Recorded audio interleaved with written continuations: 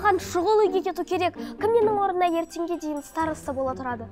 Жарайды, мен болайын. Жарайды, сен боласың. Староста не істеу керек? Староста кезекшілікті қарайды, класста қанша бала бар екенін тексереді, тәртіпке қарайды, қысқасы бастық. Ай, сен қайда бара жатсың? Айттым ғой, маған шұғыл үйге кету керек. Мен сені жібермеймін. Неге? Өйткені мен старостамын. Жарайды, басқа біреуді қоямын староста қылып.